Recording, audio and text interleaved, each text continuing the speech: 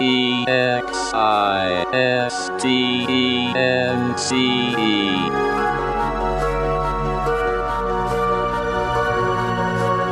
world filled with conflict, in a universe comprised of differences, there's one thing that absolutely everything shares in common. We all exist.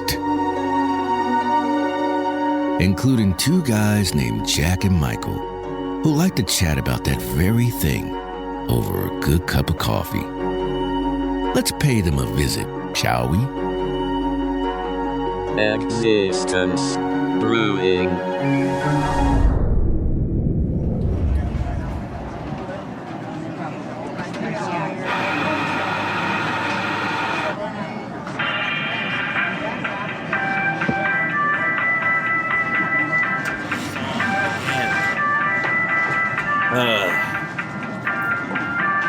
I wonder if it's just that we arrive at the same time and it's the same mixtape that they play over and over again every day, or if it's truly some serendipitous act of a universal God. I think it's an act of terror. Yeah, no kidding. That's what I'm thinking. I'm starting to believe in a little less benevolence after hearing that for the umpteenth time. But Michael, you made it. Yeah, I'm here. Nice to see you again. Yeah, good to see you. We meet again for some oral swashbuckling. Did you just say oral? Yes. I suppose. Did he just say oral? That was bordering on someone that we know. Your finest impression, I might add, by the way. Oh, really? You think that one's the best? A local gym owner here in our area. Oh my God, your impression of that guy floors me. It's literally him. I mean, because I can do a pretty good impression of him along with many other. I'm known for my impression. You are known for your impressions, and you think that one's good. You dominate that. Thank you. You had me laughing so hard. I knew I liked you for some reason. We'll have to get on the show sometime. Yes. No, what is it? You sit on several committees with him, apparently, or you did, and so you're talking about it's such inside bullshit. You know, nobody's gonna get it, so I don't want to do it. But it's just it cracked me up. So anyway, well, you know, it's all about New Year's resolutions and joining a gym is a lot of people's New Year's resolution. Well, it's funny. I have a gym membership through work that I've had for over 2 years and never gone. So mine is just to go through the friggin' doors once. That's a travesty. To see what the place is all about. That is a travesty. Isn't it so? Because it's a really nice gym. My girlfriend's a member of that gym, and it's an expensive gym, and it's a nice one. And I keep saying I'm going to go and just use the treadmills or the Stairmaster, but I haven't been yet, so I'm saving it. So. You are a saver. You bring up a really good point, and that is there's a difference between being a gym member and a gym goer. Yes. There's a lot of gym members. Well, that way I can say that I'm a member. I can say I'm a member of this club. You know, something we all want to say, right? Yes, excuse me. I'm a member of this club. I'm a member. I am a member. Yeah, no, it's true. Yeah, no, it's good. It's good to take care of your body, and for me, it was a big kind of getting back to after my surgery and everything. It was a big kind of getting back to I don't know, just my routine before. That routines are really important. I found, and I think my mental well-being was really well served by having a place that I could go and exude whatever it is that I'm exuding, and I don't try to understand it. I just know that it makes me feel better. And yeah, our bodies are designed to be used. It's up to you how much you want to divulge on the podcast, but I'll just say this. Not that surgery isn't ever like a big deal, but your surgery was like a big surgery. It's not like it's not like, I'm going into, my wrist is fucked up and I'm going in and they're going to take a look at it and see what they can, or they're going to do this. It's not like wrist or knee or joint. I mean, you had major surgery. So yeah, I mean, I can see where after something like that, wanting to become whole again, it's almost like I would think using your body was kind of like, okay, I'm I'm literally Humpty Dumpty. I'm back together again entirely as a thing, because I can't imagine what you went through, but I can only imagine that you must have felt as though a large portion of you was just parceled out, was just broken in half. Almost. Oh, totally. Yeah.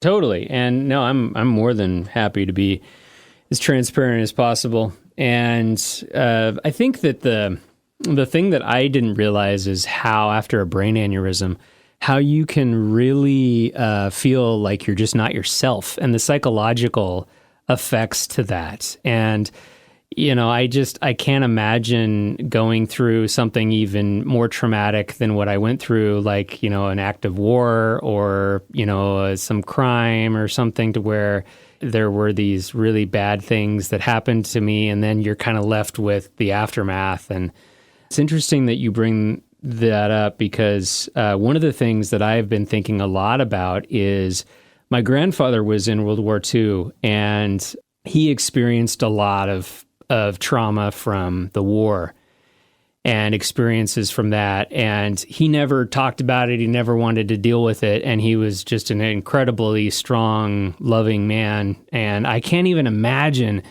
just experiencing the things that he went through and seeing the worst of humanity, and then being the way that he was in life. I mean, it was just, to me, it gives me a lot of respect for people who deal with PTSD, and a lot of respect for people who can't deal with PTSD, just because it's a lot to handle. And it's, I think any brain injury, there's a lot of things that they don't understand about it. And that's the thing that gets so frustrating, is you really are just kind of having to figure it out. And I remember a few months ago just talking to my doctor about a few things that we were following up with. And I was like, well, I mean, I can't be the only person who's ever had one of these things. And he said, well, he's like, the one that you had was actually the mortality rate was extremely high. And so, your being here, there's not a whole lot of people that are still alive after what you experienced. Wow. And so, it makes you fortunate, but at the same time, it's like, well, geez, like you start to realize that there are certain things in this universe, in this world, that we just don't understand. I would think one of the biggest tea bags that must bring back with you must bring back, I should say, with something like that, out of something like that, to steep in the essence of life, is an obligation.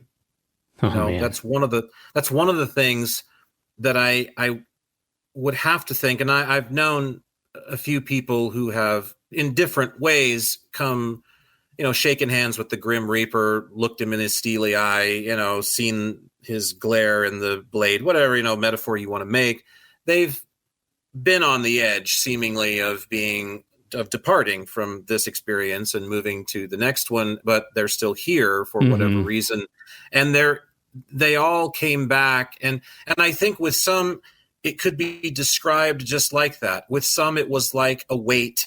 With some, like it was like an incredible burden almost of, shit, now I've been saved suddenly. What am I supposed to do? What am I going to do to make up for that? I feel obliged to do something now that's vastly greater than this kind of nominal life that I was living before, this sort of remedial going to work and having a family. Not that all that's not important, but it's almost like now there's supposed to be this other pillar, this other mountain that grows next to the family farm. And some people looked at it like a weight, and some people looked at it, like I said, like a tea bag, like something that just you learn how to sort of dip your toe in it and it just starts to flow. And that's obviously, I think, what we would aim for, so that it's not so burdensome. But isn't that interesting? The first thing I thought of when you brought up your grandfather and the traumas of battle that I've never, thank God, been a part of and hope to never see personally. I mean, nobody wants to go through those things, but isn't it amazing? You talked about bad things, just, you characterize it so plainly. Bad things, when they happen to us, when they happen to people, isn't it always the one universal component, no matter how apples to oranges it seems to be, is that it forces you to know that weight or that tea bag. It forces you to know that condition or that position of, yeah, now you've got to think about this. Now you've got to deal with this. And I'm not a trauma counselor, but I can only imagine that PTSD from war or trauma from seeing, as you said, the worst of humanity is one of the hardest things to actually come to the, or feel like you come to the end of.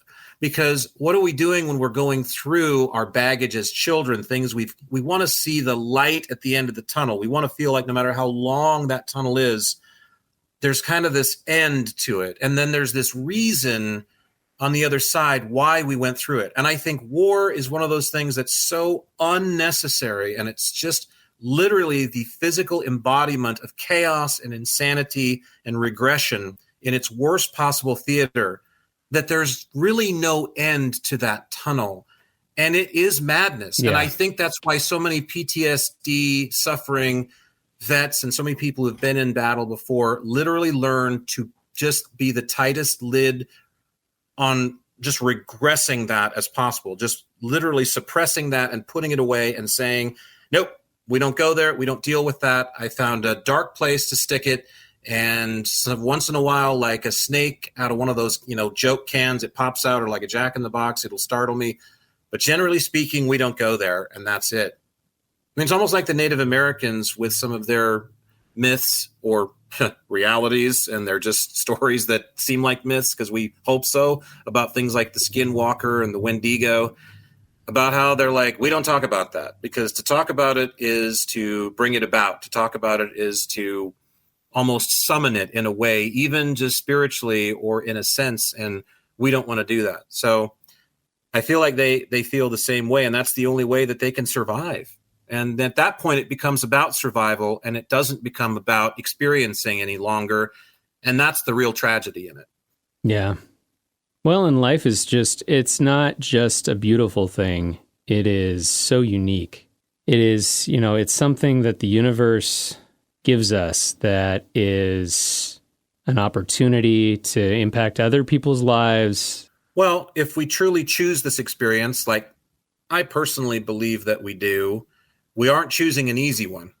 I don't know what the names of those people are. I call them masters of the Universians, but they really truly believe there's a bunch of them out there. It's not really like, I don't think, an official church or something like that. But there's a segment of the population that believes that whatever we are energetically, or as we'd say spiritually, these souls have already mastered and experienced literally everything that there is to know, that we are truly masters of our own universe. And we're extremely bored, because wouldn't that be bored to be omniscient or omnipotent, to just know everything? It would get very, I think, droll to just kind of exist. So what we've done, in their opinion, is we've created this matrix, seemingly this game kind simulation, of stage, where we plug ourselves into it and we make it very difficult on some levels. And we have no recollections, or few recollections, just faint ones, of what's really happening. And that those are the scatterings of that connectivity with the universe that we feel as we go through these experiences. And what is the goal? Again, varies, I suppose, based on who you talk to. But the best I've been able to surmise, if you don't believe in a theological order, if you don't believe in a prescribed method of, okay, here's God, he created this, there's this story that's playing out, you're either on one side or the other, and then here's the end game and we already know it, then the only thing we're left with is, what does the universe want? It wants to experience. It wants to know new forms of expression, and we are one of its forms of expression, and we are to set about and experience things so it can know new forms of expression. And that can be everything from rescuing a kitten from a drain pipe and feeding it with an eyedropper until it's back to health, and and having it as a pal for 20 years. And, that sweet story and everything, to literally seeing the worst horrors on the battlefield, or the most horrific things you can imagine happening to us in life. Yeah. All of it is encompassed in that. And it's literally wrapped up in that whole thing is we just want to know that. We want to know that that's a possibility and that it's been played out somehow. So I don't know if we want to go here today, so I'll just ask you, do you want to know about the light? Is that where you're trying to go? No, I'm not trying to go there, but if you want to talk about the light, I don't know. I'm wondering if maybe we need to hold that for an episode in and of itself. No, we can do that. No, that's an interesting one, folks. And we'll get Carol Ann. There's more. Yeah, the light. This house is clean. No, I always liked it when she says to Craig T. Nelson, tell her if she doesn't do it, she's going to get a real spanking. Oh, I've never spanked the children. It's just like, yeah, right. It's not, I don't think she's talking about you anymore. She's talking about that wife of yours, you know. Tell her if she doesn't tell your daughter to get away from the light, she's going to get a good spanking. Now go towards the light. Now go towards the light.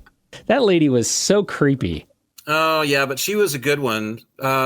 Second Poltergeist or third? I've got the horror fanatic sitting here with the old man. Yeah, the old man. Three. Oof. The old guy. Oh, man. That guy gave me nightmares. He is someone's grandfather, you know, and that's got to be terrible to realize. Seriously. Can you imagine being like that guy's grandniece or granddaughter or grandson? Yeah, and I'm sure he's passed. That's my grandpa up there. It's just like, God. I'm sure he's passed now, but yeah, man, that guy really scared the hell out of me. He had a Werther's original in every pocket of that cheap suit. Oh, man. And just the way that he walked towards the house and the way that he talked. I mean, he sounded like one of those snake pastors. And yeah, the snake oil. The snake oil, man. Yeah.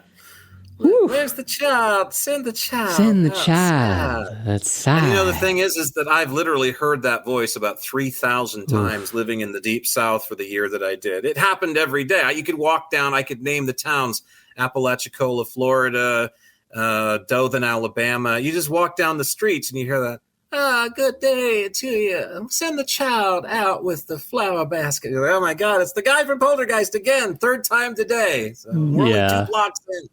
So theft is rampant. We were just talking about that. Mm-hmm. Porch pirates. Apparently, porch pirates. And then my girlfriend was telling me I did a story today on a guy who stole a tractor. And I'm not talking about like just one that you'd see a John Deere sitting out in somebody's yard that had a few acres to mow. I'm talking about a gigantic farm implement, a huge piece of heavy machinery. Guy just took it from the county public works yard out here in one of the neighboring counties. So I wrote that story. And what was he going to do with that? He said, apparently the report is he told the police that it was his job to look for heavy equipment. And so he was just doing his job. Now, I don't know who gave him these orders, if this is like a voices in his head thing, or if he's just, I don't know. Anyway, wow. he stole this. And I'm just thinking to myself, how does one steal a gigantic tractor like that? But apparently now they're stealing, I was just talking to you about this before we met up, they're stealing those big inflatable those annoying things that people put in their yards for the holidays. Those the inflatables. They're being stolen in broad daylight while people are at work. People are just going onto their property. And now this says to me one of two things. Maybe a third thing you could throw in there, but there's two things I think of immediately. It's just this, it's a neighborhood setting, right? There's a few people that are way out, and if they have inflatables way out, they're idiots anyway, because who's fucking see them? You know, maybe it's for their enjoyment, but they're asking for them to get something to have happen to them. And of course you'd like to think living in, a setting that was so placid like that, that was so bucolic that would never happen to them. We just don't live in those times anymore. So anyway, those people are out of the equation. Most of these things happen in neighborhoods where there's one house next to another house next to another house. Hooligan kids or whatever. Sure. And so you would imagine that on any given house in said setting, there would be potentially at least a half a dozen family sets of eyes on the other's places, if not double that or more. Mm-hmm. Not to mention a ring cam. So my big question in the Christmas inflatables are getting stolen in broad daylight from people's yard entry into humanity's sad saga right now is, what are the neighbors fucking doing? Have we become either because I know that we're not that heavily employed. There's no way, not with everybody working from home. Are we that absent of attention? We're so glued to our phones and the internet or television that we literally don't look out the window often enough to see someone stealing our neighbor's giant Christmas inflatables, because you kind of have to uninflate it before you drag it away in the truck. I mean, I just can't believe in my day, again, I hate to say that in my day, but truly in my day, if they didn't have those things, and it was a better world because of it, I believe. But if you do have those things, they did. People had plastic reindeer and stuff. Oh yeah. It better be a quick crime, because somebody's going to see it. There's no question about it. And the vigilante portion of it would take over, and it would wind up being like the end of an after-school special too. Mm-hmm. Like on my block when I was a kid, it would have been like, "Hey, you get away from that reindeer!" And oh goodness, and he'd drop the reindeer and he'd go, "Wait a minute, come here." And the guy would, he'd just be like, now why in the world would you go on our lawn stealing a reindeer? "Oh, I'm so sorry, sir. I don't know what got into me." And then the next thing you know, they're baking lemon cookies and he's in the house for coffee and they get out the Folgers. And it's like it's an idiom. It becomes like it becomes like an allegory that they play out for a Folgers commercial inside the house. And today, you're not that guy, pal. Trust me, you're not that guy. Yeah, you're not that guy, pal. They're going to shoot the guy in the back of the head or something, or he's going to shoot them, or, it's a crazy world. So anyway, it is. I wonder about what is going on in people's homes that they aren't noticing. The neighbors aren't noticing these things. What are the neighbors doing? Mm-hmm. Well, and what's going through our minds, too, to just take matters into our own hands, right? Like, my dad the other day was telling me about a situation where he was in the alleyway of our building and he was doing something with the dumpster, and there was a guy who came through the alley really fast. And my dad is extremely, how you have those people who just they file away in the back of their mind that, what really grinds my gears is when people speed in front of my house or speed here, whatever. And so he's very vigilant about people speeding in the alley. And so he saw this person coming through very fast. He has, posted speed limit signs. He has even constructed speed bumps in the alley, which I didn't realize you could do. But no, he has gone to many measures, to great lengths to protect the tenants of his building and to rid the world of any alley speeding. And he said that he approached this vehicle and told him to stop, and they just kept going, and he was like, "Hey, stop." And then they rolled down their window and said, "I'm not stopping. You look effing dangerous." Oh, so he was the threat. And so he was the threat then. And so I said, "Well, Dad, you do look pretty dangerous." But that was the next step was, what were you going to do once they stopped? What was it that you were going to do? And the sad, scary thing is, in my mind, is that I don't think he thought it through. Yeah, he didn't know. And those are those things where, whether it's road rage or whether it's whatever, people start, and before they know it, they're grabbing somebody and they're doing something that they normally wouldn't do. And my dad's a nice guy. He just doesn't think sometimes. Well, it's because it's become reactive instead of just being parceled through that quick filter. Yeah. Just processed through that quick filter of, okay, what's the best thing for me to do here? So I don't know whether those filters are just turned off in a lot of people, if they're even there anymore, if we're being born without them, if they need to be recalibrated somehow. I'm not sure, but it just seems like there is a quick filter in a circumstance like that where, okay, the person speeding through the alleyway, I'm pissed about it. I'd like to do something. And in today's world, they're probably 10 times crazier than you are. So, if you're going to start jumping in front of people's cars, get prepared to get hit. Yeah, really, moreover, I was going to say what you'd like is for this person to, if they're not already, become like conscionable about like what they're doing. You'd like them to have some compunction for their actions and get aware of the world around them, and that they're sharing it with a few other people besides just themselves, or whoever's in the sedan. Fortunately.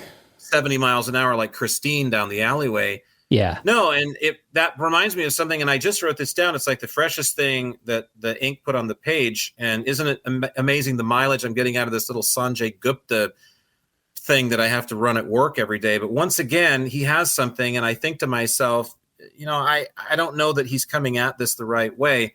Sanjay Gupta, on his little thing that I have to run on my radio show where I work, apparently said the recent study found that people's attention spans for screen time, this is what we're talking about here, screen time. So it's not apparently that they can't sit down and actually watch a movie, That is a very different phenomenon depending on who you talk to as well, of course, as we all know. There are people who watch movies and talk and eat and go to the kitchen 11,000 times. And they say, "Oh, yeah, I watched the movies." You didn't sit down you didn't pay, you weren't in your seat for 5 seconds. Yeah. But I watched the movie. So, and then there are those of us that are glued, no talking, that. So that's a big variable. So he's talking about screen time on a phone or a computer. Right. But apparently this study said that the average attention span on a screen for westernized people, for people in Occidental society, used to be at around 2 minutes in 2004. So 20 years ago, we were around 2 minutes. A video could pop on, something could happen on our computers, there weren't really phones that were smart at that time. But 20 years ago, we could do 2 minutes of screen time on average, easy. Yeah. Now, the average screen time is 47 seconds. And that's a pretty remarkable departure. That's 60% roughly downturn in 20 years, in 2 decades. So, of course, then he goes off about blaming this all on attention span, and he wants to say, well, we've got, and it's not that I don't agree. It's not that I'm sure that that's part of it. But then I also got to thinking about perhaps the silver lining in this, or the, hey, let's give people credit for this too. 20 years ago, there was a 1 trillionth of the content probably online that there is today. The distractions, yeah. So maybe 20 years ago, there were actually enough things that were worth giving 2 minutes to that we could afford it. Now, there's not a damn thing that's worth 47 seconds, and that's too long. So we're just on to the next thing. I mean, have you ever watched somebody, or have you ever personally scrolled through TikTok? Oh, yeah. You've watched this before. It is a never-ending rabbit hole. Yes. And it's a feeder bar for a pellet. It's rapid paced. It's Hungry Hippos. Yes. It's click, click, click. And some things you watch for 3 seconds. Yes. Others, I'm fascinated because my girlfriend, of course, is Gen Z. So she grew up with this technology. Yes. And it's one of her favorite things to do. And I love watching. Oh, back in the day, kids. Dude, dial-up. Back in the day, kids, we couldn't have videos on the internet. We would have to travel to this faraway land known as cyberspace, and we would have to wait for that sound to finish, and then it would say, "Welcome, you've got mail." Now, like I said, I'm not sure 47 seconds is too bad because I don't know. I'm not sure that Sanjay was coming at it in the right way. I was, again, thinking to myself, maybe good on us, because perhaps it's not just that we've marginalized our attention span to that of a tsetse fly as opposed to something slightly more cockroachish, about 2 decades ago. Maybe it truly is that our brains are learning how to thin out the herd a little faster. 95% of the crap that's on there is crap anyway. None of it's really useful. It's just brain rot. Brain rot, yes. Brain rot was actually, I believe, Merriam-Webster's word of the year or something really? like that. That's actually an official word now, brain rot. Yeah, there's quite a few words that the technological age has brought to us. So anyway, it's not that I wanted to defend the screen time thing, but it was almost like, yeah, but Sanjay, have you seen what's out there lately? I mean, there's some amazing things. There are some amazing things. There's also some things that are not amazing. Yeah. And they don't deserve even 47 seconds. They deserve 4.7. There are some amazing things out there. There are some amazing things out there that make you realize how life is so amazing. And there are things out there that want to remind you about how your life feels not amazing. And then you have to remind yourself that you are amazing. And it's so much work. And so don't you just prefer it when somebody else does it? Like Sanjay. This is like Sanjay. Yeah, exactly. Thank you. Praise Sanjay. I should get my Praise Sanjay buttons. I'm just going to pass them out. There you go. Go to our website now, existencebrewing.com, to get your free Praise Sanjay button. I'll get those printed up. We've talked about this, I think, a little bit. I don't know that we've ever done a show on actual near-death experiences before. But I know I've talked to you about them before, and I'm fascinated with them. It's something that I can't say I've studied because that always sounds so formal. But I've been interested. I've read about it for a long time, and now the internet is flooded. YouTube is flooded. The algorithms with all of these stories. So here's Jack's problem. Jack doesn't trust anything. Sorry, kiddos, but unless it's truly spoiler alert. I don't trust it if it has human hands have touched it. It's just part of what you have to do in this day and age. So I'm not sure that I believe that all of these people who profess to have had NDEs have actually had them and are now online, because there are many that are now really trying to curve you toward a theological bent. They're trying to say, well, he died, and you'll see them in the side panels when you start getting recommended. Yeah. He died and went to hell. She died and went to heaven.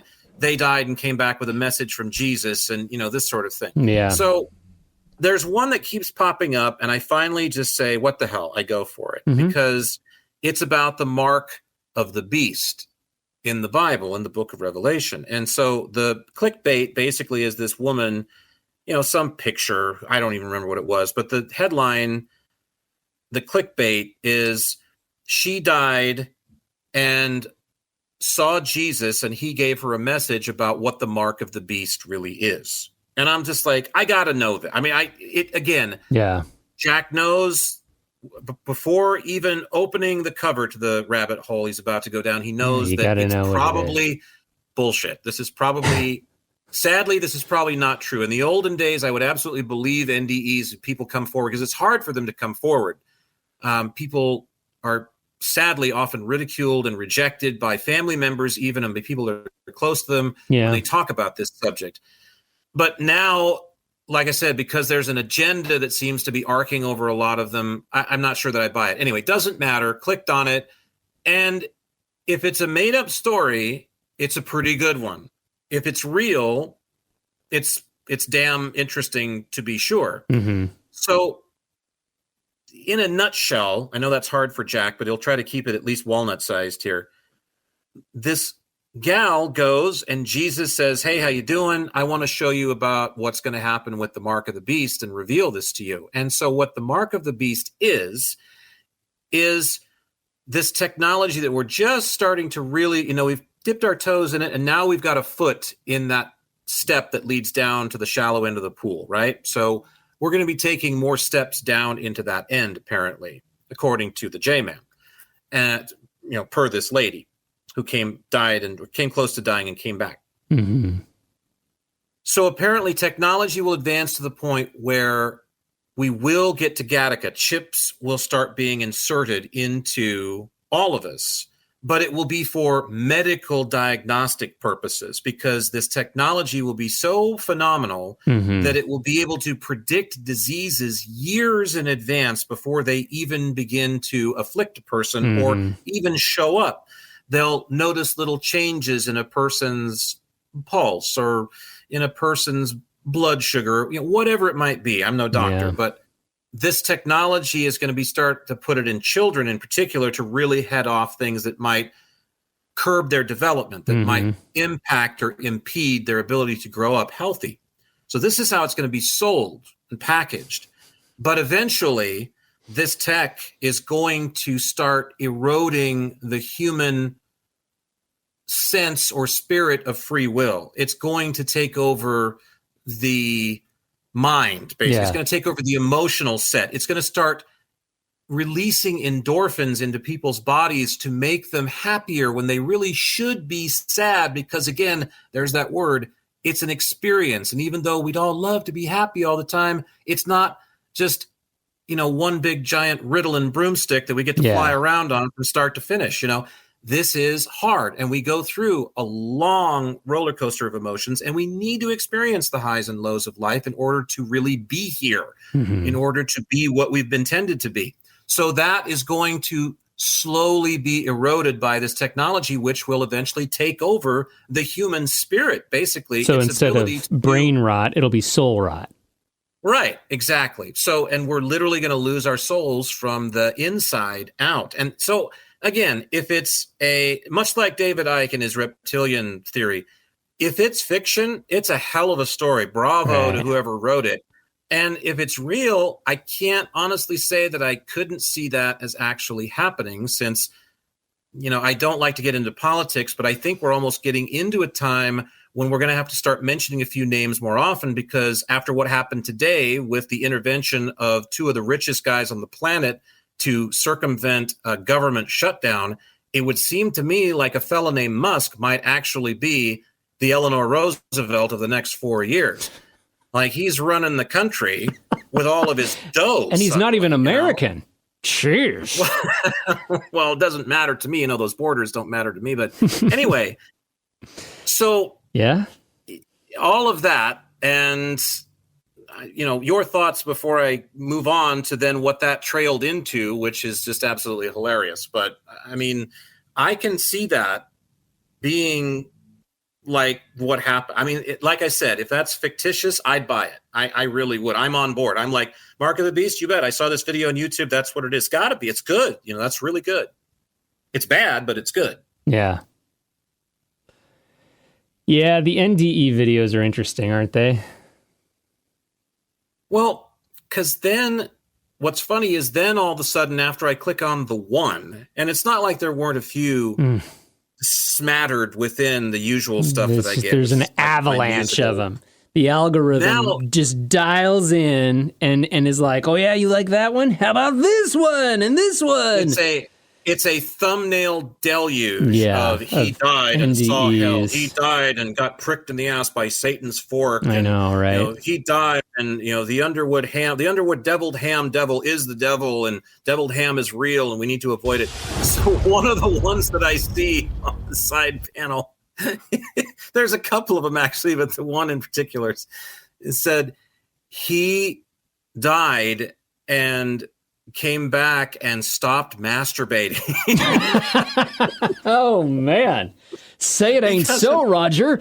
Like, apparently I've been a very bad boy for my whole life, or since puberty at least, because wow, this guy, it went that far. And that's where I was just like, oh, come on. Now that's beyond the notion of my belief structure. And now I'm starting to feel like, okay, this is where some very, zealotous members of certain religious factions are using the NDE video phenomenon now to gain traction with what they believe they want clicks. Is true. Yeah. So that was tough, but I got the biggest kick out of that. I just thought, so you're telling me after all the shit that I've been through, if I die tomorrow, all the shit that I've been through, all the stuff I've done, said, et cetera, the first thing that God or whoever's waiting on the other side, the devil, whatever's going to want to have a word with me about is jerking off. Like, that's the first thing he's going to be like, oh, hey, Jack, it's good to see you. So jack off much? Because we have some things to discuss. It's just right? Sorry, you horny little devil, but I thought it was okay. So well, this kind of touches on an area of something that I wanted to explore in regards to the United Healthcare CEO that was gunned down recently. We've got to talk about that before it becomes like ancient news. It'll be in the news for a while because this guy's trial will happen, of course. But right. I've got a few things to say about that too. So you start. Like, wow, what a deal. Like I said, guy gets gunned down, broad daylight, middle of Madison Avenue, wherever this was, and the crowd goes wild. I mean, that was kind of my headline for this, as startling as it was. Yeah, it's interesting because, this is an act of violence that I think 20 years ago, we would have probably had a different reaction to it than what we're seeing right now, which is scary to think about how our society has maybe devolved to some degree. And we talked about the half-life of the eyeball time, or whatever you called it, the attention span has gone down by 60%. I think there's something that has happened to our souls, and we are reacting to things differently now than maybe we would have a few years ago, and we're reacting to things a lot differently than we would have if it happened 50 years ago. The United Healthcare CEO, Brian Thompson, of course, shot dead outside a hotel in Manhattan. And one of the things that really was apparent to me was how quickly, the narrative, and I always like to kind of use that word narrative, because I feel like it's a really good word to encapsulate what happens in the media, what happens in politics, what happens in, just our conversations and whatever. The narrative went from, oh my gosh, somebody lost their life and was killed. In a split second, it goes into that CNN talking head, cable news, analyzation phase, where it's like, well, I wonder what the motive was. Seriously? That's where we're going? What was the motive? Because, in order to do something like that CEO would have had to have done something really bad. And have we heard a narrative that these two people knew each other? No. And so it's just amazing to me how we immediately go to someone loses their life, somebody created or committed a heinous act. Well, I wonder what the motive was. I think it's honestly a fair enough question per the media, because it's a very brazen crime. It is. It's the biggest city in the United States. It's broad daylight. It's big. And the man it was not an assassination per se. It was, but it's a very obvious assassination. It's a very overt. Right up to him on the street with no mask on, or no Richard Nixon, mask. The point you see in the movies. The point that I was going to make about this. Think about how much time has been devoted to this single story. And you could say the drone story. You could say, as we talked about that last episode, you could say this United Healthcare story. Unfortunately, I'm going to put on my predictor wizard hat. This is a watershed moment in this country. My question is, who's going to be next? And that's the question a lot of other people are asking too. This is going to be a common occurrence from here on out. And obviously there's a bigger theater at play here, because, we always, in Jack's world, we always stretch it out beyond the human level and say, what's going on within, I know it sounds hokey after a while, but really the energy, what's happening within the energy of this entire experience, and what it is that we're doing as a part of the engine that drives that either forward or regressively in a backward sense, in a retrograde sense. If you've listened to the podcast, you're going to know that Jack's philosophy is love everybody. even if you can't stand them. So as much as I have absolutely no regard, we'll put it that way. We'll do Rodney. Okay. I got no respect. Okay. I got no respect for these CEOs at all. These big healthcare CEOs, I got no respect at all. I don't have any respect for them because and I think see, you're a well-educated person and you're going to then follow that up with your reasoning, right? So yeah, why is that? Well, I certainly don't condone premeditated capital murder. Yeah. I don't condone taking another life, snuffing out the experience of someone else, and forcing their soul to go into the pool for waiting to come back or whatever happens. As evil as they may be. I don't believe in that. I think it's one of the 7 deadly sins for a reason. Murdering is not your place to do. Yeah. So it also doesn't solve anything. But here's the only thing I would like to say about this on the other side of it. That having been said, that Jack you're not going to find him breaking bread with the CEOs of these major healthcare organizations until maybe they come down from their towers and say, hey, sorry, because we all know it's wrong. That's the thing. We all know that, but we condone it. All of us live with it. When you take and take and take and take from people so much to the point where they are dying, and they are, make no mistake. Yeah.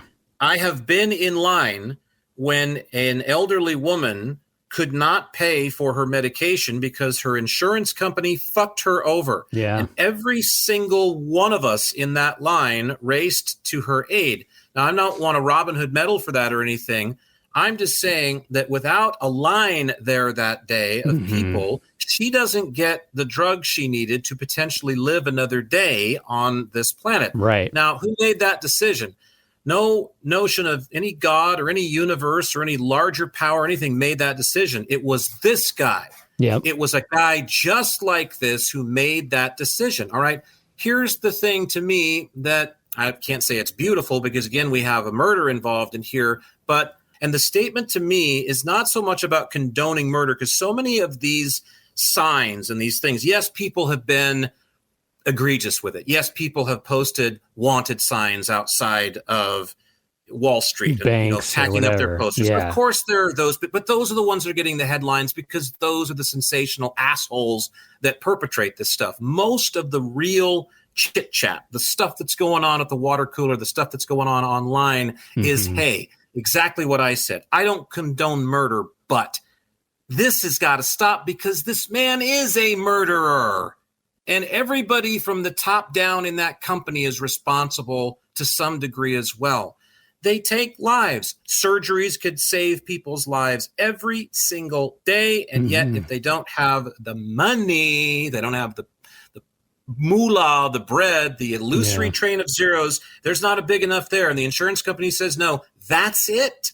Game over. You don't live to see another day. And they're going to deny that and say, well, that's Jack's wrong. He doesn't know the inside. No, it happens every single day. It does. It does. And so to me, murder, bad. Going up to someone on street, blowing away, bad. Not a solution, good. But as you said, a bellwether for the temper of the world, right? The temper of the Western world right now. It's not good. It's on shaky ground because we've been dealing with this for long enough, and they've taken and taken and taken. And I'll let you go here just to say this to finish out. The reason why this would not have garnered the reaction that it has today 20 years ago, 30 years ago, 40 years ago is because it wasn't that egregious then. It hadn't gotten that bad. It's always been greedy. It's always been slimy. It's always been loathsome, but it's never been as bad as it is right now and as it was at the time that this happened and as it will be tomorrow. It's bad now, and it has to cease. We just want to be able to give grandma her meds. We just want to be able to know that when Timmy falls down a well and breaks something and can be put back together again, when he's got 80 years in front of him still, that some asshole in an ivory tower isn't going to get out a rubber stamp and deny that opportunity because it's bad for business. It's wrong. How many ways can you dress it up? Yeah. In a democracy, it requires all of our involvement. It requires people to have opinions and voice those opinions. It, protesting and Occupy Wall Street and, whatever that act is, I think that is great. That's what a democracy should be. And you should be able to voice your concern about whatever it is happening. Destroying somebody else's property, taking somebody else's life is a completely different thing. I think this kind of brings up societal values and virtues. And one of the things that I was asking myself is, what do we value? And how do we support those values with action? For example, if we value life, giving access to the basic needs, food, clean water, shelter, health, how are those things accessible? And what happens at a basic level to be able to raise people to the next level in life, to be able to give them a fighting chance, to support, each other. And, I'm kind of like reminded of that Maslow's hierarchy of needs, right? The analogy that I think of is it's like the world is a life raft. We are floating on this giant marble in the middle of a galaxy. And so how do we support life? And how do we sustain it? I think those are those two important questions. And this whole us and them mentality and creating public policy that is so lopsided. It's not in our best interest. It's not in your best interest. It is going to continue to be this issue. And how do both sides play a role in shaping how this village and how that life raft operates? There's a lot of questions there, I know, but it's like, I really think it kind of comes down to, what do we hold self-evident? Like our founding fathers said, that everybody is entitled to life, liberty, and the pursuit of happiness. And nobody wakes up and says, you know what? I think I'm going to get sick today. Well, I think before we get to the life, liberty, and pursuit of happiness thing, you asked a question that I used to ask my radio audiences when I had the opportunity, when the subject of big money sports would come up. Mm-hmm. And teachers' salaries. So, a lot of times we'd get stories about how teachers were getting let go from local schools, or they weren't going to get a raise this year, or there were strikes, picket lines, public education, like whatever. Yeah. And it's not that I'm the biggest fan of, institutional learning at a governmentally applied level. We institutionalize children immediately when we immerse them in a system where there's pre-established curriculum. They're a cog in the wheel. Yeah. Yeah. I mean, you're another brick in the wall. Pink Floyd said it best. So It's not like I'm a huge fan of supporting that. But at the same time, I also feel like teachers, I have a member of the family who's a teacher, a longtime teacher. Mm-hmm. My best friend from high school is an educator. He's a teacher. Teachers are born to teach. Yeah. And sometimes they are spiritual teachers and they rise up through the ranks of theology, or they become light workers in some sense, and they give people tarot readings or whatever. They're in the mall giving Zoltar shit. There's a lot of different kinds of teachers out there. But, educators in the purest or in the most mundane sense, I suppose you could say, are born to do that. They are driven just like healers are driven to hospitals and emergency rooms. They have a passion for doing this because that's why they're here. It's a big part of why they are here. And when this subject would come up, teachers not getting raises, they're on the picket lines, and I'd get phone calls into my show and people would talk about this. I would say, well, in our neck of the woods, do you own a Seahawks jersey? When was the last time you went to a Seahawks game? When was the last time that you gave 4 hours to a Seahawks game? I know. Now, I got nothing against the Seahawks either, any of the young men who play football for them. But here is as Al Gore so eloquently put it, the inconvenient truth and the elephant in the room that's stamping up and down to get you to finally realize it. When we pay And you know what? A quarterback of an NFL football team isn't even the best example. Let's go with the one-time highest paid employee in the state of Idaho, Chris Peterson, the former head coach of the Boise State University Broncos football program. There's a priority for you, kids. $8 or $10 or $12 million for this guy to stick on a hat and a windbreaker with a picture of a horse on it and stand on the sideline for 3 hours in the freezing cold on blue turf with a fucking clipboard and tell a bunch of college kids where to go with X's and O's, and then try to turn his blind eye when one of them turns up to be a rapist after the weekend and they all get plastered drunk and miss class. And doesn't he look fabulous in that windbreaker? No, sorry, Chris, no offense, but I'm picking on you just as an example. $12 million for this guy, and the next highest paid state employee in the gem state is about $350,000. I think it was the governor or something like that. Okay, by far and away the richest dude, the highest paid employee. Okay, when you pay a college football coach from the same general pool of funds 12 or 10 million, whatever it was, to coach football, and you pay an educator who works, I guarantee you, because again, I've known teachers, 7 days a week. Yep, they're not doing it for the money. Money out of their own pocket. Yep. And you pay them $60,000 a year. You are, and you still, as a member of the public, say go blue and wear Broncos shit and go to the games and buy tickets and buy Booster Club shit. You are supporting knowingly a system that says we value the football coach of the college vastly more than we value the teachers that teach at our local school. That's exactly what I'm talking about.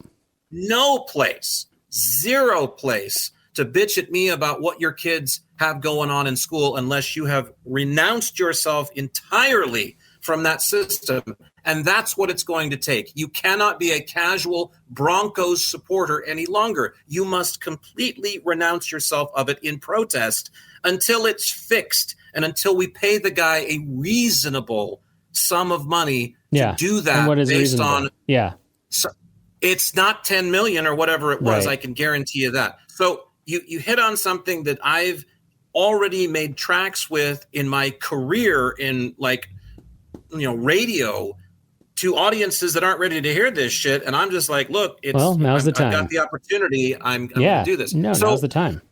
So you're right. What we value is also at hand when we look at an incident like the assassination of this healthcare CEO. But I will say this. What did they expect? And by they, you know what I mean. Yeah, I know. They's guys just like this that are at the top, the upper crust that continue to just, they take all of the resources. It's the greed, the groveling. They've created this system, right? They've created this pyramid and they're all vying for it and it's theirs. And so real world example for you, food security. Where would you expect the United States to rank? And by the way, if you Google this, food security, and I'm talking about hunger, and I mean, it's a basic building of life, right? It's a basic building block. Where would you expect, Jack, for the United States to fall on a ranking in terms of how secure our population is with food? You would think, certainly, being one of the richest nations on earth based on, this illusory train of zeros that we do in this whole money game, I would think you'd be, in the top 5 somewhere. But I'm sure that's not true. But I mean, this is America. We have farms. We have resources. Farms are to make money in a global economy where we're trying to dominate the world. And third. That's where we rank. Third. You know who number one is? Where the population has the most access to food, and food insecurity is like 0.0%. Ooh. I'm going to go an Asian nation. Is it Japan? Taiwan, I was close. Yeah, close. I mean, interesting. And they just broke off from China. China, of course, still lays claim to them. They say, well, we gave it to them, but it's still ours. So I love that. So my point is, if you list, and I did this, homelessness, crime, public education, healthcare, et cetera, et cetera, et cetera. The building blocks of what we cherish as a society. And this is my question. Like, what do we cherish as a society? And you look at how the United States ranks. Did you know that in food security, homelessness, crime, public education, healthcare, the United States doesn't rank first in any of those categories? I don't think that's the sad thing is I think, again, we go back to the 20 years ago analogy. I think 20 years ago that would have, let's all make the Macaulay Culkin face on the VHS cover of Home Alone. I don't think that would surprise anybody anymore. I think we have accepted that we are living to a lower standard. I think that we've almost decided that we're okay with it. Yeah, we're okay with this. Right? Yeah, banality and mediocrity has kind of become the standard. It's just like, well, sure, we're not number one. It doesn't matter. Who cares? I mean, but we start with individual values and then broaden out from there. Because too often we're looking to the world we're looking to somebody else, I think, to say, well, I believe in all that. Now you do it. A leader, It's like an elected official. We're waiting for a coach. We're waiting for somebody to show up. We're waiting for a savior. And just do it. Yeah, we're waiting for a savior. And so that would be my question. Yeah. Is that good enough for us? We sit here and we pride ourselves, and there's not one country that gets number one ranked in, and I'm sure there's a lot of metrics that are involved, and I'm sure that, Michael Elliott, you just don't quite understand the metrics that are involved in that. But I find it interesting that why would food security be such a hard thing to rank? And why would homelessness, access to shelter be such a thing that, that we're not concerned with? Screw even in the country, in the world. Why wouldn't we be concerned with that? And why isn't crime something that we look at and go, why is a developed country like the United States have such high crime? Meanwhile, Japan has a very low crime rate. And public education, and fill in the blank. I mean, there are all these building blocks of our society that we've decided just aren't important. Food just isn't important. Healthcare. Not if you have it. Healthcare is just not important. Education, public education, just not important. The problem, money, it's greed. Money may be neutral in all of this, but greed is the driving motivation. And I'm sorry, all of you, again, founding fathers, again, the life, liberty, pursuit of happiness, it's not fair. The deck is stacked against you. The unfortunate reality of capitalism is that it encourages greed, and there's no other way around it. It insists that you be greedy in order to be in the front of that raft you're talking about, because that is what it will teach you. I'll take it a step further. You'll need to get to the front of that raft, even if you're a philanthropic sport, even if you want to reach out and help all of the people on the raft, you still need to push a few of them in the water to get to the front so that you can keep all of them in line, keep them rowing. It's going to teach you have to be in the front of the raft. And I don't think it has anything to do, we like to say our founding fathers, and we like to pretend like they were, these just wizards of wizardry, and they, had all this wisdom. I really strongly believe that this is not only a test for our country, but it's a test for us as spiritual beings. It is a test that our Creator has said, okay, let's see what you guys do now. Sure. Let's see where you go from here and what you do with the opportunities. And it's interesting that this all comes back to opportunities that we've been given by our Creator. And how are we going to take this life, steward it, and leave it and pass the torch to the next generation? And unfortunately, our politicians have let us down. The system has let us down. All of it. And there's not one person that we can point to but ourselves and say, this has got to stop. Well, and that's where it starts with individual responsibility. And that's where I'll go back to my analogy about Boise State University football and paying the coach $10 million or whatever, he's making this egregious amount of money. you're going to sit there and say, well, yeah, it's wrong, but I ain't giving it up. Well, then we're fucked still, aren't we? Because you have to give it up. See, that's what it's dependent upon you to do. When you see the injustice, when you see the wrong in something, you can't pass the buck. Hey, Ed, let's go to the game. We're ready. Let's go. I got the truck. I got the Kingston charcoal. Look at this beauty. It's like, no, I'm not going anymore, guys. Not going anymore. What the hell are you talking about? Not going anymore? What, are you sick? You got that COVID thing they got you? Can I play the role of the guy who's not going to go anymore? Can I? Sure, if you want to. Well, I started subscribing to this podcast, and it's got these two guys. Plug. It's got these two guys on there that they're sitting at coffee, and they're talking about things that I just never thought about. I hate to say that this is where the revolution starts, but this is where the revolution starts.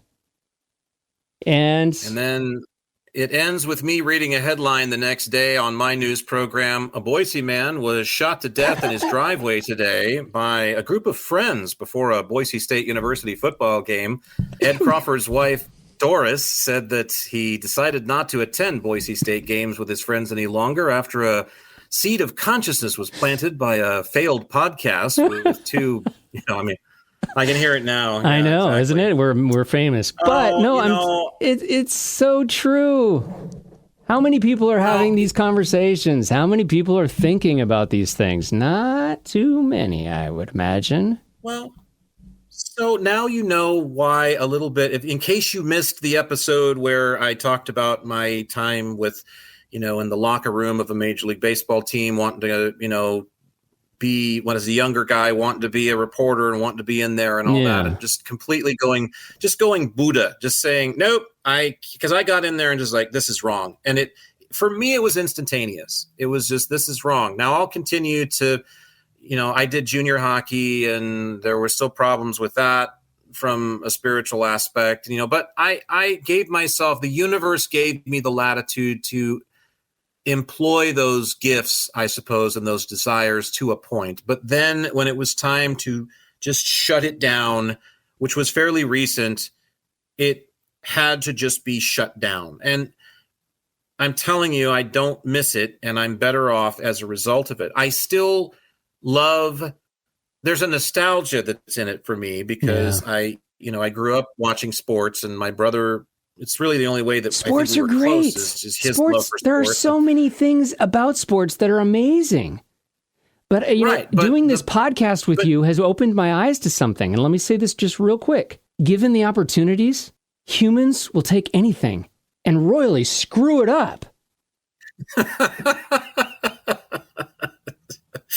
Well, I think everything brings out the best and the worst in us. Yeah. Or it has the ability to. And so I'll take your, I'll take your statement about this juncture, these subjects that we're talking about being this breaking point, this tipping edge of, it's a test a lot further.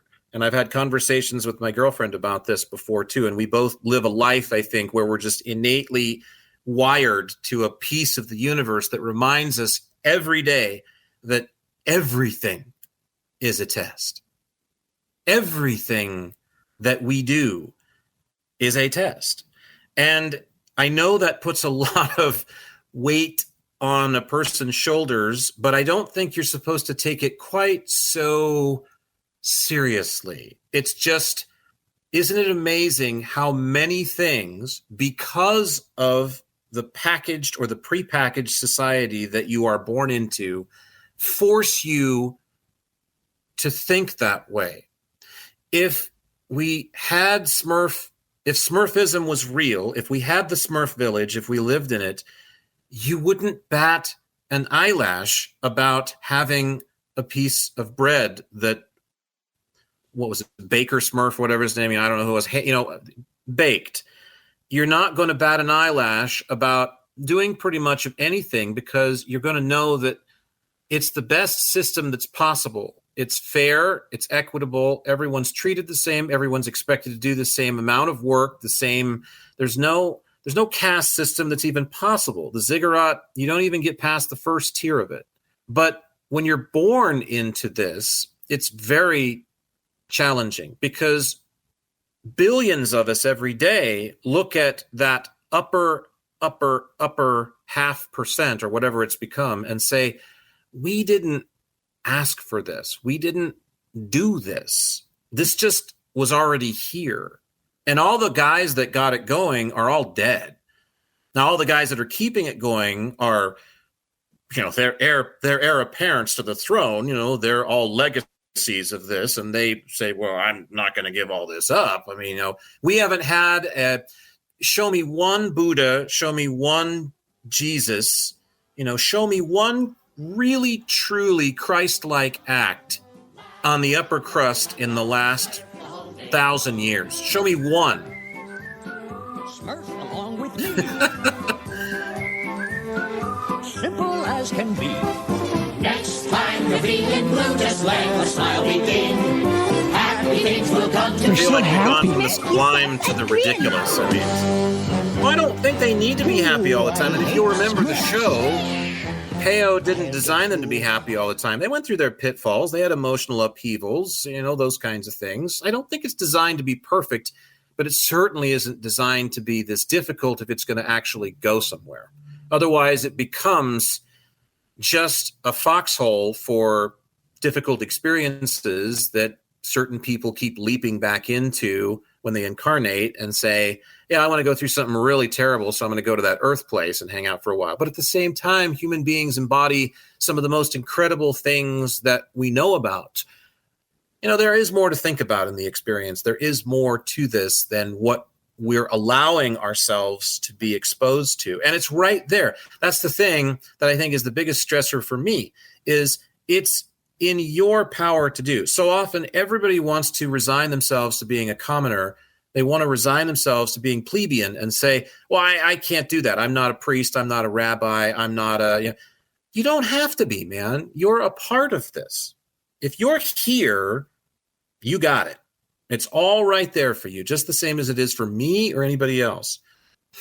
For collusion to happen, it sounds too apt for somebody to say, yeah, we really got control of these bastards, don't we? I mean, it's not right. Collusion? I'm not... Excuse me, did you say collusion? Collusion. Here's what we're going to do. We're going to give them an apple. We're going to give them a 2-week membership.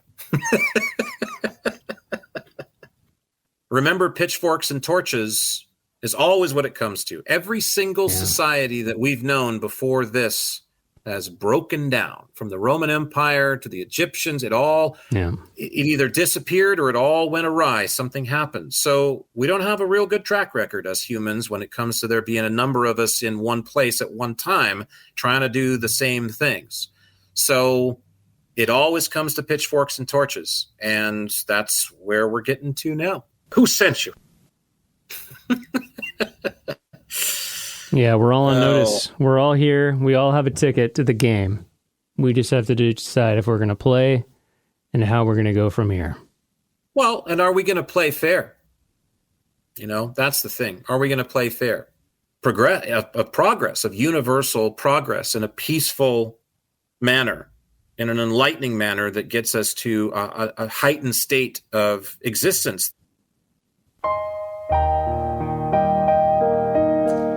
Well, as we come to the end of the year, I think it's time that we reflect. We reflect a little bit on the things that we've done, where we're going from here. First, I'd like to thank everybody. Oh, I guess ding, ding, ding, ding, ding, ding, ding. We're at a virtual New Year's Eve party. I'd like to thank everybody for joining us on this journey as we started the podcast. And anybody who's out there who's a regular listener, thank you. I think we've got a lot of places to go in the new year, a lot of things to talk about. And this episode right here and these topics that we were just discussing, I feel, are why we, as friends, decided to produce this podcast. We put a lot of time. No question about it. We put a lot of energy into this podcast. We are very glad that you're along for the journey. And we think that we can do amazing things as we float on this life raft through the cosmos, around the sun, together. Yes. So that's you did my that ding. Ding, ding, ding, ding, ding, ding, ding, ding, ding, Yeah, ding. you did the ding, ding, ding. You did tinkle thing, and the first thing I thought of was just like, a healthcare CEO just got his wings. Ding, ding, ding, ding, ding, ding, ding, ding. Sorry, it's just Jack staying up. It's just Jack continuing to be Jack. I agree wholeheartedly. It's been a good year. It was awesome to start this. We've done a lot of work in, I think this is episode 45? Yeah. I'm pretty sure. So, yeah. Appreciate everybody for giving us a shot. If you've stayed with us through all of it, cool. Hope you're getting something out of it. We'll keep doing our best. And what about resolutions? Are we going to do resolutions for next year? Or are we doing that to start next year? Yeah, do whatever you want here. It's open mic. All right.